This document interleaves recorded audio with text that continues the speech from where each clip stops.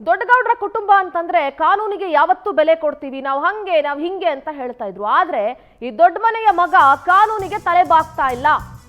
ಕಾನೂನಿಗೆ ಸೆಡ್ಡು ಹೊಡೆದು ತಾನೆ ಪ್ರಜ್ವಲ್ ರೇವಣ್ಣ. ಕಳೆದ 20 ದಿನದಿಂದ ವಿದೇಶದಲ್ಲೇ ತಲೆಮರೆಸ್ಕೊಂಡಿದ್ದಾನೆ. ದೊಡ್ಡದಾಗಿ ಸೋಷಿಯಲ್ ಮೀಡಿಯಾದಲ್ಲಿ ಒಂದು ಪೋಸ್ಟ್ ಹಾಕ್ಬಿಟ್ಟ, ಈ 7 ದಿನ ಟೈಮ್ ಬೇಕು, 7 ದಿನದಲ್ಲಿ ಬರ್ತೀನಿ ನಾನು, ಸತ್ಯಾಸತ್ಯತೆ ಹೊರ ಬರುತ್ತೆ ಅಂತ.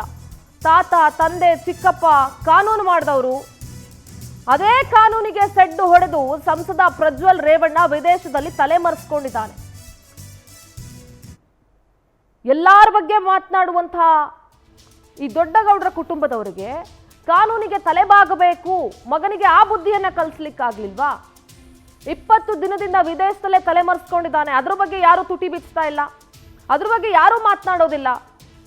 ಅವ್ರನ್ನ ಅರೆಸ್ಟ್ ಮಾಡಲಿಲ್ಲ, ಇವ್ರನ್ನ ಅರೆಸ್ಟ್ ಮಾಡಲಿಲ್ಲ, ಅವ್ರನ್ನ ವಿಚಾರಣೆ ಮಾಡಲಿಲ್ಲ, ಇವ್ರನ್ನ ವಿಚಾರಣೆ ಮಾಡಲಿಲ್ಲ. ಅದನ್ನ ಹಂಚಿದವ್ರು ಯಾರು, ಇದನ್ನು ಹಂಚಿದವ್ರು ಯಾರು. ಆದ್ರೆ ಇದಕ್ಕೆ ಮೂಲ ಕಾರಣ, ಇದೆಲ್ಲದಕ್ಕೂ ಆಗುವಂತ ಮೂಲ ಸೂತ್ರಧಾರಿ ಪಾತ್ರಧಾರಿ ಇದಾನಲ್ಲ, ಅವನನ್ನ ಕರ್ಕೊಂಡು ಬರುವಲ್ಲಿ ಅಥವಾ ಕರೆಸುವಲ್ಲಿ ಪದೇ ಪದೇ ಫೇಲ್ ಆಗ್ತಾ ಇದ್ದಾರೆ. ಇಟ್ ಇಸ್ ಗೊತ್ತಾಗ್ತಾ ಇದೆ. ಪ್ರಜ್ವಲ್ ನನ್ನ ಸೇಫ್ ಗಾರ್ಡ್ ಮಾಡ್ತಾ ಇದ್ದಾರೆ, ಪ್ರಜ್ವಲ್ ನನ್ನ ರಕ್ಷಿಸೋದಕ್ಕೆ ಅಂತಾನೆ ನಿಂತ್ಕೊಂಡಿದ್ದಾರೆ ಅಂತ ಅನ್ನಿಸ್ತಾ ಇದೆ. ನಮ್ಮ ಪೊಲಿಟಿಕಲ್ ಕರೆಸ್ಪಾಂಡೆಂಟ್ ಆನಂದ್ ದೂರವಾಣಿ ಸಂಪರ್ಕದಲ್ಲಿ ಜಾಯ್ನ್ ಆಗ್ತಾ ಇದ್ದಾರೆ. ಆನಂದ್, ದೊಡ್ಡ ಮನೆ ಮಗ ಅಥವಾ ದೊಡ್ಡವರ ಕುಟುಂಬ ಅಂತ ಅಂದಾಗ ಇವರು ತಂದೆ ಇರ್ಬೋದು, ತಾತ ಇರ್ಬೋದು, ಚಿಕ್ಕಪ್ಪ ಇರ್ಬೋದು, ಎಲ್ಲರೂ ಕೂಡ ಕಾನೂನನ್ನ ಮಾಡಿದವರು. ಸರ್ಕಾರದಲ್ಲಿದ್ದಂಥ ಅನೇಕ ಪ್ರಧಾನಿಯಿಂದ ಹಿಡಿದು ಬಹುತೇಕ ಪದವಿಗಳನ್ನ ಎಲ್ಲರೂ ಕೂಡ ಅನುಭವಿಸಿದಂಥವ್ರು. ಆದರೆ ತಮ್ಮ ಮನೆಯ ಮಗನೇ ಕಾನೂನಿಗೆ ಸೆಡ್ಡು ಹೊಡೆದು ಕಾನೂನಿಗೆ ತಲೆ ಬಾಗದೆ ಈ ರೀತಿ ತಲೆಮರೆಸ್ಕೊಂಡು ಇದನ್ನ ಯಾವ ರೀತಿ ಸಮರ್ಥಿಸ್ಕೊಳಕ್ಕಾಗತ್ತೆ? ಅವರೇ ಆಗ್ಲಿ ಇದನ್ನ ಯಾವ ರೀತಿ ಮಾತನಾಡ್ತಾರೆ? ಖಂಡಿತವಾಗ್ಲೂ ಸಿಂಧೂರ, ಈಗಾಗಲೇ ಕುಮಾರಸ್ವಾಮಿ ಅವರು ಕೂಡ ಈ ಪ್ರಕರಣದಿಂದ ಕೈ ಚೆಲ್ತಕ್ಕಂತ ಒಂದು ನಿಟ್ಟಿನಲ್ಲಿ ಮಾತನಾಡಿದ್ದಾರೆ. ಯಾಕಂತಂದ್ರೆ ಇಂದಲೂ ಕೂಡ ಹೇಳಿದ್ದಾರೆ, ರೇವಣ್ಣ ಅವರು ದೇವೇಗೌಡರ ಕುಟುಂಬಕ್ಕೆ ಸಂಬಂಧ ಇಲ್ಲ, ದೇವೇಗೌಡರ ಕುಟುಂಬ ಅಂದ್ರೆ ಕುಮಾರಸ್ವಾಮಿ, ಆಗ ದೇವೇಗೌಡರು ಮಾತ್ರ, ರೇವಣ್ಣ ಅವರು ಇಲ್ಲ ಅನ್ನೊಂದು ಮಾತನ್ನು ಹೇಳಿದ್ರು. ಆ ಮೂಲಕ ರೇವಣ್ಣ ಅವರು ಯಾವುದೇ ರೀತಿಯ ಒಂದು ಈ ಪ್ರಕರಣಕ್ಕೆ ನಮ್ಗೂ ಯಾವುದೇ ರೀತಿಯ ಸಂಬಂಧ ಇಲ್ಲ ಅನ್ನೋ ವಿಚಾರವನ್ನು ಕೂಡ ಪ್ರಸ್ತಾಪ ಮಾಡಿದ್ರು.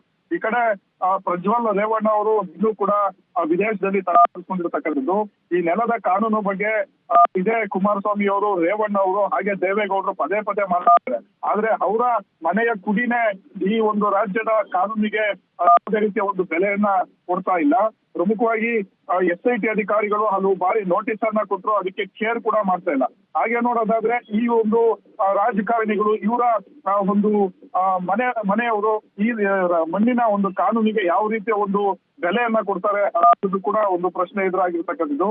ಸದ್ಯ ಕುಮಾರಸ್ವಾಮಿ ಅವರು ಕರೆಯನ್ನ ಕೊಡ್ಬೋದಾಗಿತ್ತು ಪ್ರಜ್ವಲ್ ರೇವಣ್ಣ ಅವರಿಗೆ, ಎಲ್ಲೇ ಇದ್ರು ಬಂದು SITಗೆ ಶರಣಾಗು ಅನ್ನೋ ಒಂದು ಕರೆಯನ್ನ ಕೊಡ್ಬೋದಾಗಿತ್ತು. ಆದ್ರೆ ಕುಮಾರಸ್ವಾಮಿ ಅವರು ಯಾವುದೇ ಒಂದು ಕರೆಯನ್ನ ಕೊಟ್ಟಿಲ್ಲ. ಜೊತೆಗೆ ಅವರ ಕುಟುಂಬಸ್ಥರು ರೇವಣ್ಣ ಆಗಿರ್ಬೋದು ಅಥವಾ ಭವಾನಿ ರೇವಣ್ಣ ಅವರಾಗಿರ್ಬೋದು ಅಥವಾ ದೇವೇಗೌಡರು ಯಾರೇ ಆಗಿರ್ಬೋದು, ಪ್ರಜ್ವಲ್ ಅವರನ್ನ ಮೊದಲೇ ರಾಜ್ಯಕ್ಕೆ ಕರೆಸ್ತಕ್ಕಂತ ಅಥವಾ ಅವರಿಗೆ ಕಾನೂನು ಹೋರಾಟವನ್ನ ಎದುರಿಸ್ತಕ್ಕಂತ ಒಂದು ನಿಟ್ಟಿನಲ್ಲಿ ಅವರಿಗೆ ಸಹಾಯಗಳನ್ನ ಕೊಡ್ಬೋದಾಗಿತ್ತು. ಆದ್ರೆ ಇದುವರೆಗೂ ಕೂಡ ಅವರು ಆ ಕೆಲಸವನ್ನ ಮಾಡಿಲ್ಲ.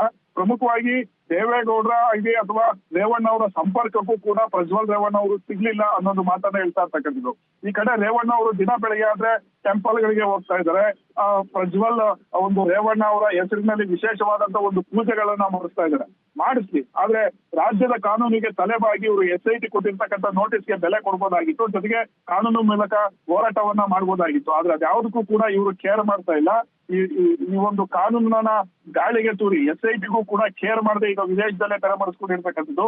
ನಿನ್ನೆ ರಿಟರ್ನ್ ಫ್ಲೈಟ್ಗೆ ಟಿಕೆಟ್ ಅನ್ನು ಬುಕ್ ಮಾಡ್ಕೊಂಡಿದ್ರು, ಆದ್ರೆ ಜರ್ಮನಿಯಲ್ಲೇ ಅವರು ಫ್ಲೈಟ್ ಇಲ್ಲ. ಹಾಗಾಗಿ ಪ್ರಜ್ವಲ್ ರೇವಣ್ಣ ಮರಳಿ ರಾಜ್ಯಕ್ಕೆ ಯಾವಾಗ ಬರ್ತಾರೆ ಮತ್ತೆ ಕಾನೂನಿಗೆ ಯಾವಾಗ ತಲೆ ಬಾಗ್ತಾರೆ ಅನ್ನೋದಕ್ಕೂ ಕೂಡ ಸ್ಪಷ್ಟವಾದಂತ ಒಂದು ಉತ್ತರ ಸಿಗ್ತಾ ಇಲ್ಲ. ಸದ್ಯ ದೇವೇಗೌಡರು ಮತ್ತೆ ರೇವಣ್ಣ ಹಾಗೆ ಕುಮಾರಸ್ವಾಮಿ ಅವರು ಕೂಡ ಈ ಒಂದು ಪ್ರಶ್ನೆಗೆ ಉತ್ತರದಾಯಿತ್ವ ಆಗ್ತಾರೆ ಸಿಂಧೂರ. ಓಕೆ, ಥ್ಯಾಂಕ್ ಯು ಆನಂದ್ ತಮ್ಮೆಲ್ಲ ಮಾಹಿತಿಗಾಗಿ.